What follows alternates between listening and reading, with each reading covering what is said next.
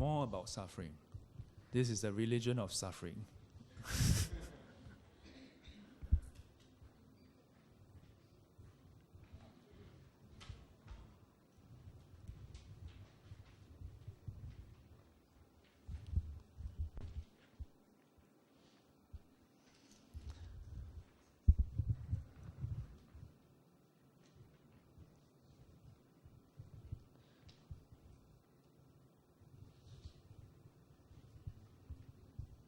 What are the three kinds of sensations or feelings?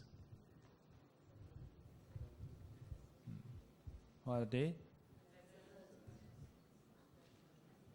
Pleasant, unpleasant.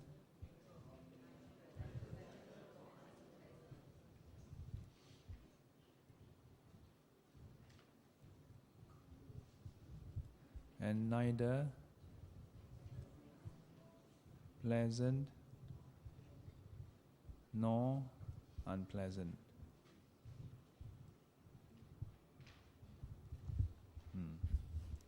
So we have, usually in the Chinese, when we memorize it, we highlight the unpleasant first. But let's just go with this. So usually it's 苦受, 乐受, 不苦不乐受. So now this is 乐受 first, okay? So this is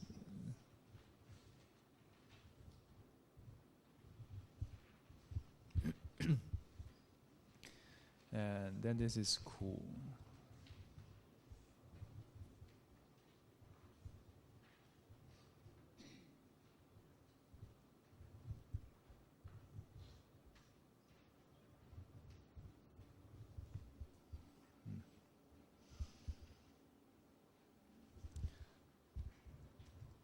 So this is 1, 2, 3.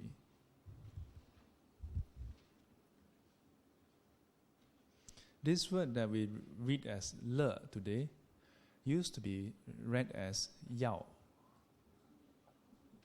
In the past, there's a pronunciation for this word 要. So, in the Chinese character, how do you write medicine?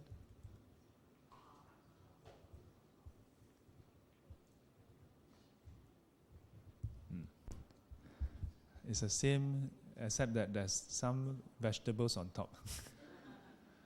Yeah, the vegetable that can give you pleasure, that is medicine.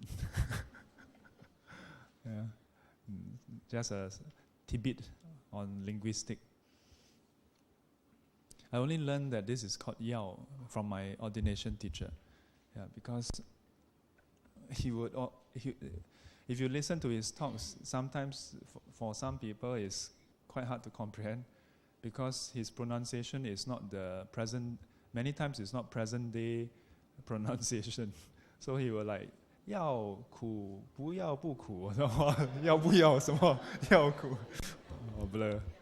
Yeah. Including the word 弱. This word, this is not 苦, this is 弱. So we pronounce as 弱. He also pronounced as 要. 弱有blur. 有药无. So these three, I have explained to you all these three before, right? Yes. So previously here, I usually write down 苦乐不苦不乐. Yeah, but today I just swap it around. Meaning is still the same. Okay, meaning is still the same. From pleasant experiences, we would delight. We would perhaps want, and ultimately, perhaps have greed for it. What we call 贪. From unpleasantness, we would be, do you want more of it? Unpleasant experiences? Say don't want. Don't want. I don't think anybody don't want. Yeah, we will be averse to it. And if somehow we keep getting it, we will start to be big tick, then we will do the. So the extreme would be hatred. Chen. For this, I have explained before, 不苦不乐, neither pleasant nor unpleasant. What happened? When it's neither pleasant nor unpleasant, it is not enough to elicit a pleasant experience. Not enough for us to call it unpleasant. Hence, we call it neither pleasant nor unpleasant. And because it's neither of this, we don't pay attention to it. We are oblivious of it until it has changed to either one of the other two. And as a result, we are oblivious, we are ignorant of it. And not just that, we also form delusion about it. Because although we don't see it clearly, we don't see it at all, we still think we see. This ignorant is what we call 无明. Delusion is 痴.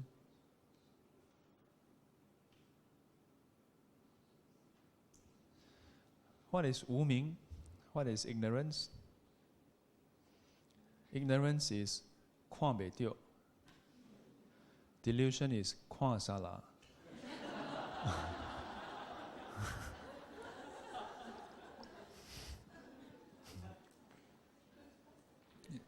Yeah, it's basically that. We cannot see. Yeah, we are ignorant, but we thought we see, Then we see wrongly, and we still insist we see correct. That is delusion. 看不到 and 看沙拉. 看沙拉個幾強.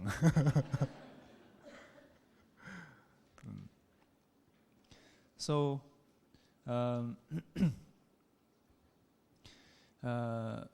this is how we usually react to this world. Okay, how we usually react to this world. But then the Buddha come along and say, unpleasantness. Unpleasantness, do you suffer when you have unpleasantness? For most people, yes. Yeah. So this is a form of suffering that is linked with pain.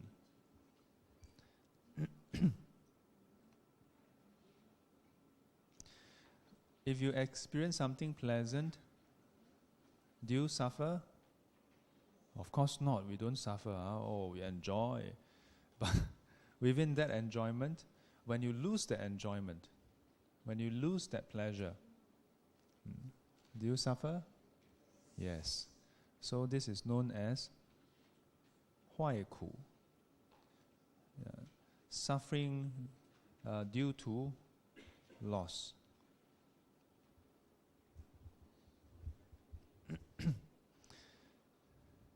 The third type, 不苦不乐. Do we suffer? We are oblivious of it. How can we suffer? We suffer. 辛苦. We are oblivious of it, but it is always in a state of change, always in a state of uncertainty. This uncertainty, this is suffering. This is suffering. But this is the least obvious to us. All things that is conditioned are always changing, including those that give us pleasure and pain, also changing. Yeah, but for these two types of suffering is most prominent. For the third type, these two types of suffering is not present. Yeah, so we highlight this kind of suffering, the suffering of change. Or not so much change, is the suffering, how do I translate this? 辛苦, the conditioned existence. So these are three types of suffering.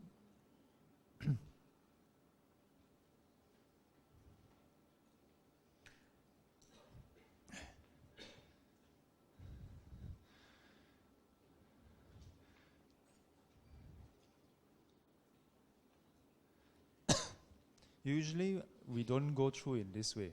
Usually, we say 1, 2, 3. And there's a reason why. If you look at the Chinese text, we always memorize it as 苦受乐受不苦不乐受. Pain first. Yeah. Why? Because painful suffering, everybody will agree, even small kids. You ask them, fall down pain or not? Pain. Yeah. Have you ever experienced pain? Yes. No? Pia. Yes? Yes. Okay. Problem solved. Yeah. But if you ask young people, suffering due to loss, not all young people have experienced it. Those who are more, perhaps, senior in their years, you would have experienced a lot of losses. Yeah, then it's easier to appreciate this. But even then, it's only easy to appreciate when you lose it. When you're having it, you don't see it. So although we say that those who are more senior in their years, they would appreciate this, yeah. But still, while they are experiencing it, the pleasantness, they also don't see it. Yeah. So this is a latent form of suffering that is found inside pleasant experiences. And this is the same as what we looked at just now about birth. The question is, if A gives rise to B and B is suffering, how can A be of happiness nature? Happiness should not give rise to suffering. And if A gives rise to B and B is suffering, then A must be suffering, and hence B is suffering. Likewise,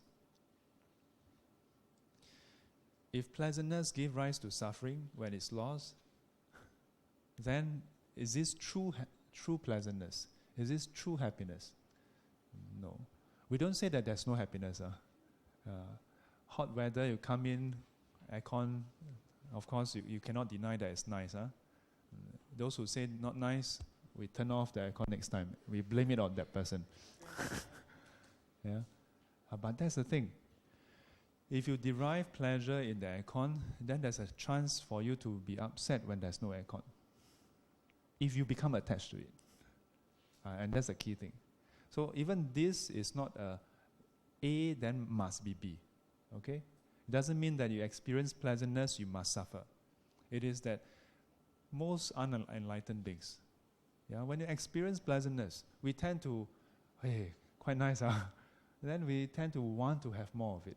It is this wanting of more of it. And when you have it, to want it to stay on.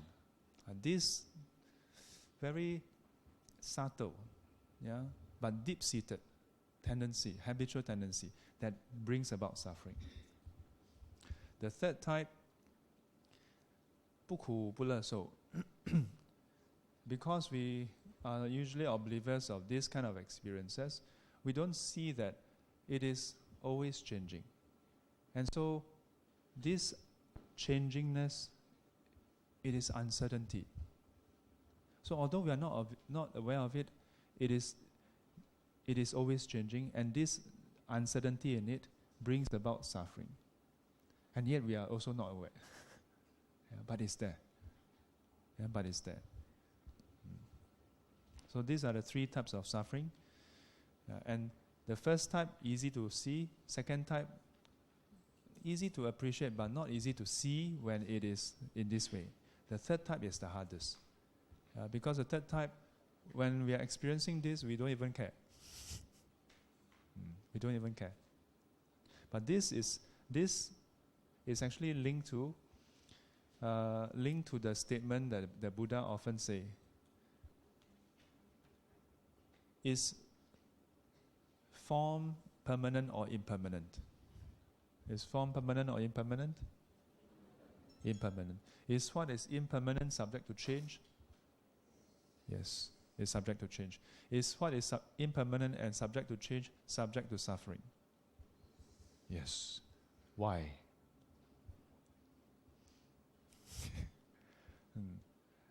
Because after that, then it says, that which is impermanent, subject to change, subject to suffering, is it fit for you to be considered mine, me, or myself? And the answer again is no. Hence, no self. That you cannot find anything that fulfills the criteria for self. It is not that the Buddha simply assert that there's no self, but he said, okay, tell me what is self, and can you find anything that fits the bill? In Chinese, it's very short. 无常故苦，苦故无我. End of story. And that's how I started. When teacher recite that, then I memorize it. 无常故苦，苦故无我. Wow, so very good. Yes. Then I read so afternoon we will go through the Yogacara Bhumisastra teachings, and he will keep going on and on about all this. Then in the morning I'll be reading the Pali Canon. There are so many times where the same exact phrases can be found in the same text that I was reading in the Samyutta Nikaya. I was like, wow, I'm making notes here and there. Excited. Then years later, one day I was like, 无常故苦，苦故无我。为什么无常就苦？ Why is it that we say that which is impermanent is subject to change and hence subject to suffering? Why? Is impermanence always suffering? The person who got me to think about this is my current teacher, Venerable Guan. Yeah. One day, I showed him this draft, and in the draft, I'm a hardcore fan of the Buddha's teaching. I always want to put in some quotation. So when he saw that, he said, impermanence, will it definitely bring suffering? No. I'm like, huh? I say, but this is the Buddha's teaching. A moment of awkward silence, And I said, no, he don't agree. And he gave some examples. Think about it. For those of you who has not eaten your dinner, you feel hungry, isn't it? Now that I mention again. In a short while, actually, oops, we have exceeded time again. So I'm going to finish really soon, don't worry. Suffering is ending soon. You're going to have dinner. So when you have dinner, then is there any more hunger? No more hunger, isn't it? So from hunger to no hunger, that's change, isn't it? Isn't that impermanence? But is that suffering? No, isn't it? Yeah? How about this? Let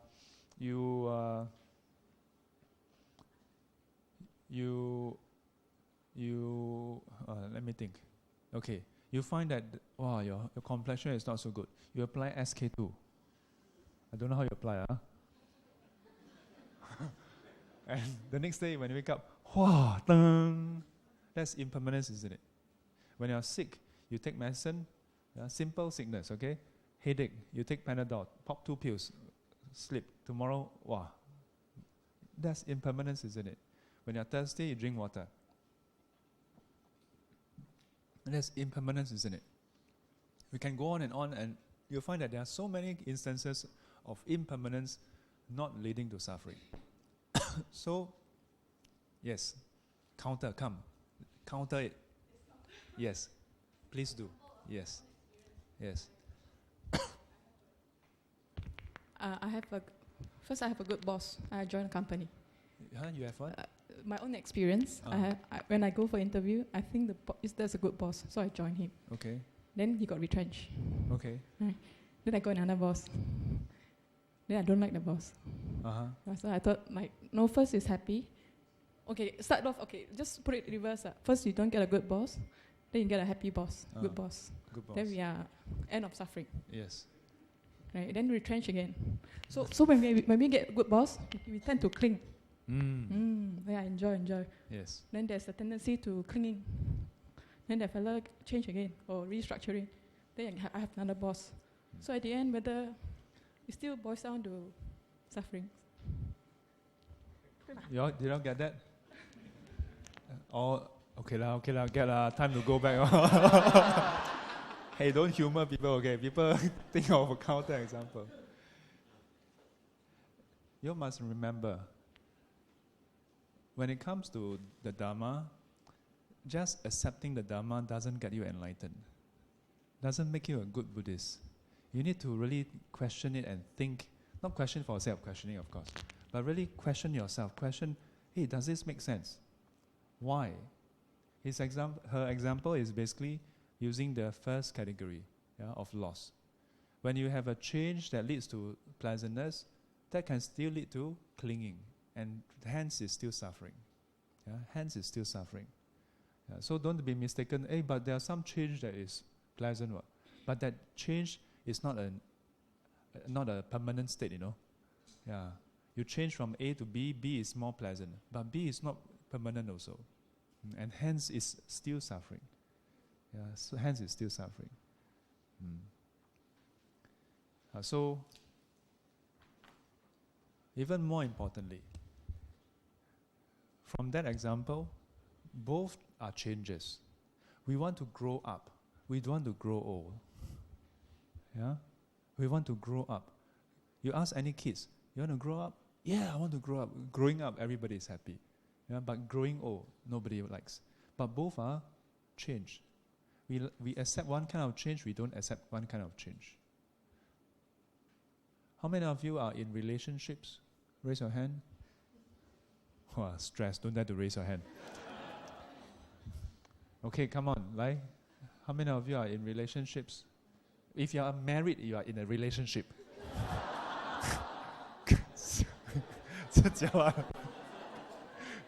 Okay, put out your hands.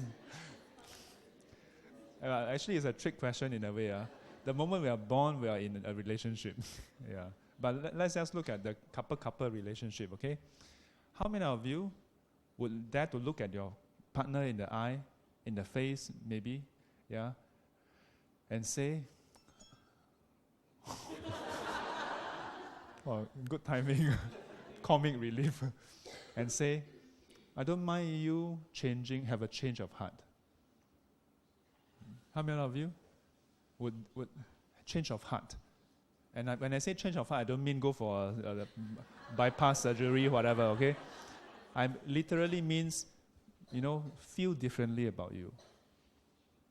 I think most people will say, don't want. That's why nowadays you don't see this in movies. Last time always, 你变心了. But think about it. If 心不变, 怎么会谈恋爱? If the hearts don't change, how can the two of you be together? Were you born this way? The moment you're born, where's my other half?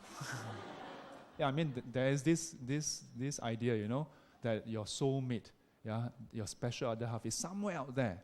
Even if you haven't met this person, it's already there, fixed, and it's a matter of finding your soulmate. What a beautiful idea. That this person will love you, is meant to love you, must love you. In fact, cannot choose not to love you. But think about it. For those of you who are married, next week maybe no lesson. Okay, safe. Hopefully 2 weeks later they will forget about this conversation. Think about it.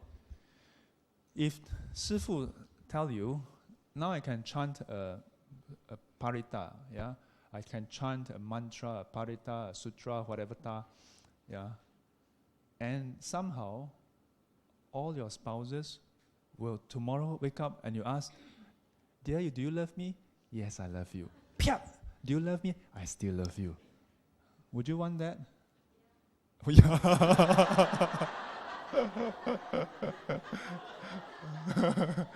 Of course we want that. The rest are just too shocked to answer. It seems like a nice idea, isn't it? But think again. If your husband or your wife has no choice, like you ask, do you love me? I have to love you. To me, it cheapens love. Then there's no more value in that love. Because it is like, are you surprised when you drink and it quench your thirst? Wow! Are you surprised anymore? You're not surprised. when you put 3-in-1 coffee into the coffee cup and you put under the hot water, what do you get?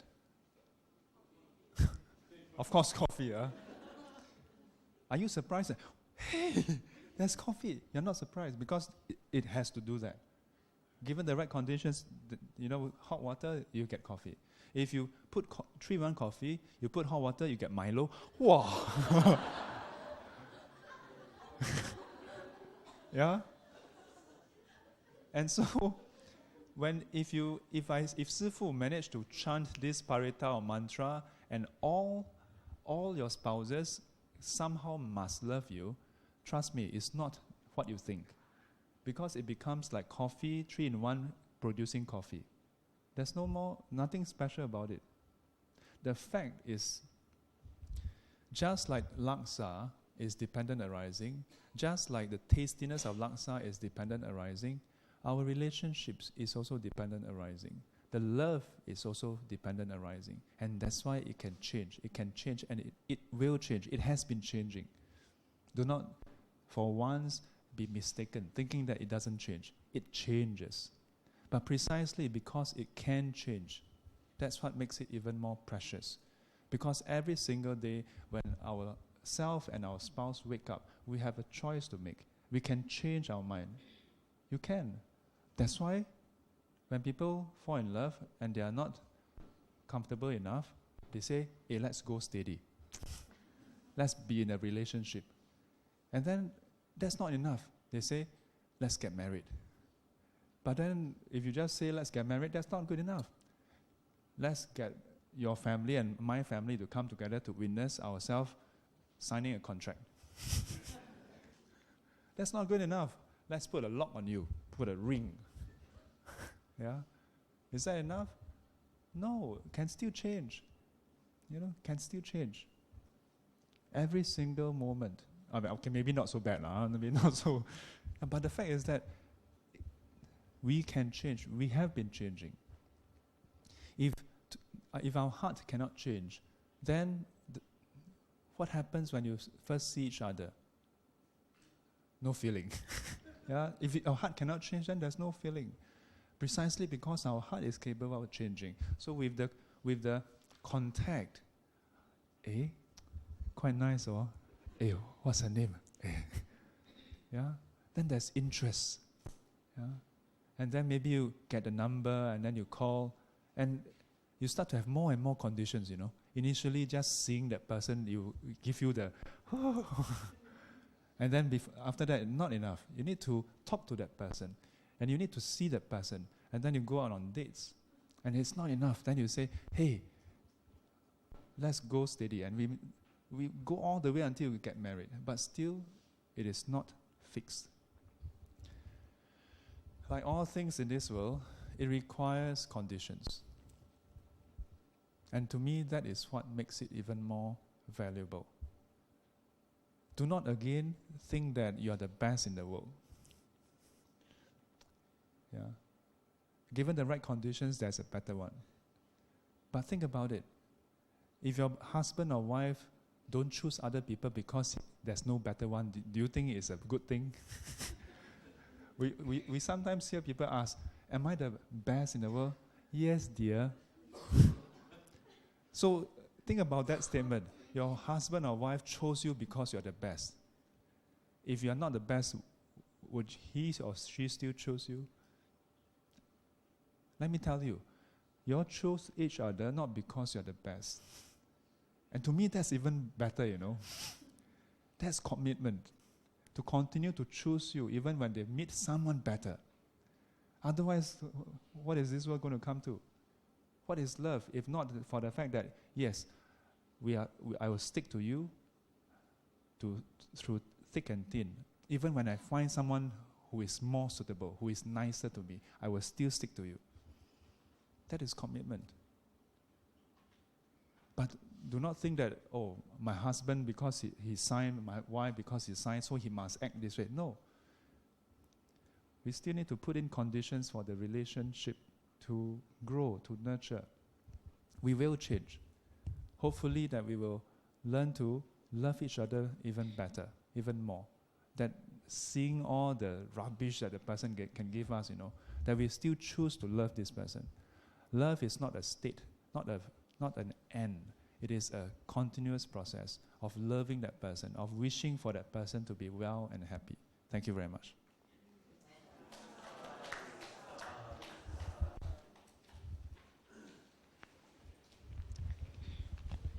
Put our palms together.